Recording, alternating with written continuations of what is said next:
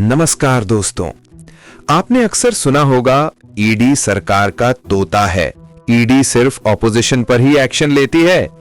लेकिन दोस्तों, इस बार कहानी कुछ अलग है।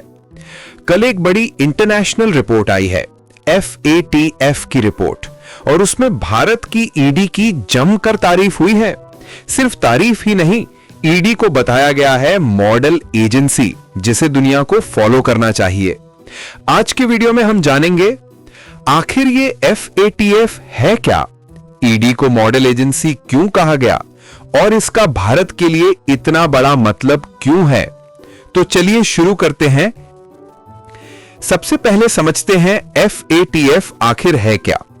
FATF यानी फाइनेंशियल एक्शन टास्क फोर्स एक इंटर गवर्नमेंटल बॉडी है जो 1989 में G7 देशों ने बनाई थी। इसका काम है दुनिया में मनी लॉन्ड्रिंग रोकना, टेरर फाइनेंसिंग पर नजर रखना और यह देखना कि हर देश कितनी जिम्मेदारी से इन चीजों को रोक रहा है।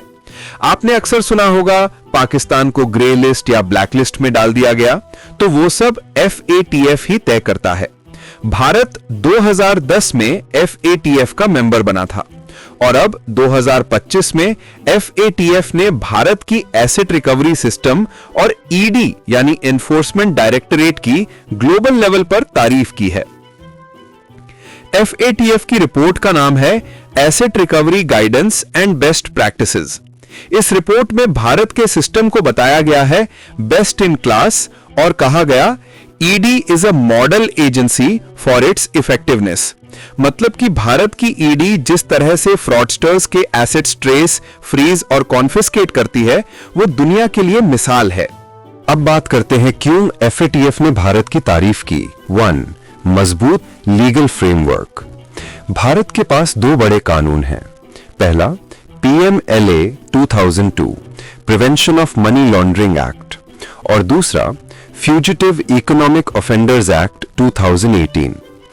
इन कानूनों से ईडी को पावर मिलती है कि वो उन लोगों की प्रॉपर्टीज अटैच और कॉन्फिस्केट कर सके जो देश से भाग जाते हैं, जैसे नीरव मोदी, विजय माल्या, मेहुल चौकसी वगैरह। 2. Operational efficiency. FATF ने कहा कि ED shows operational excellence. ED ने अब तक 1.2 लाख करोड़ रुपए से ज्यादा की संपत्तियां अटैच की हैं और 20,000 करोड़ से ज्यादा का पैसा विक्टिम्स और बैंकों को वापस किया गया है। 3.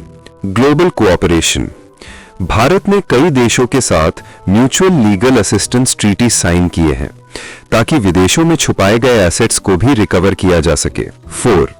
टेक्नोलॉजी और AI का इस्तेमाल। ईडी अब डिजिटल ट्रैकिंग, फाइनेंशियल एनालिटिक्स और AI टूल्स का भी इस्तेमाल करती है ताकि पैसों के मूवमेंट को ट्रेस किया जा सके। 5. Innovative practices. रिपोर्ट में एक और दिलचस्प चीज बताई गई, वैल्यू बेस्ड कॉन्फिस्केशन। मतलब अगर किसी के विदेश में एसेट्स हैं जिन्हें डायरेक्ट रिकवर नहीं किया जा सकता, तो ईडी भारत में उनकी बराबर वैल्यू की प्रॉपर्टी अटैच कर लेती है।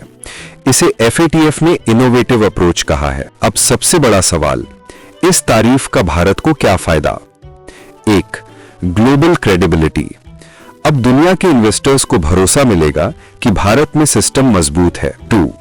Diplomatic strength. भारत FATF के फोरम पर एक थॉट लीडर बन सकता है और बाकी डेवलपिंग कंट्रीज को गाइड कर सकता है। 3. इन्वेस्टमेंट में बूस्ट। कम करप्शन और मजबूत एसेट रिकवरी सिस्टम से FDI और कैपिटल इनफ्लो बढ़ेगा। 4. Deterrence effect. अब भगोड़े और फ्रॉडस्टर्स सोचेंगे कि भागने से भी बच नहीं पाएंगे। FATF ने सिर्फ तारीफ ही नहीं की, कुछ सुझाव भी दिए हैं, जैसे नॉन फाइनेंशियल सेक्टर्स जैसे real estate, jewellery, legal profession में निगरानी बढ़ाई जाए और सबसे जरूरी ड्यू प्रोसेस और सिविल लिबर्टीज का ध्यान रखा जाए। मतलब ईडी को पावर मिली है, लेकिन उसका फेयर और प्रोफेशनल यूज होना चाहिए। तो दोस्तों, कुल मिलाकर यह भारत के लिए एक बड़ा मोमेंट है।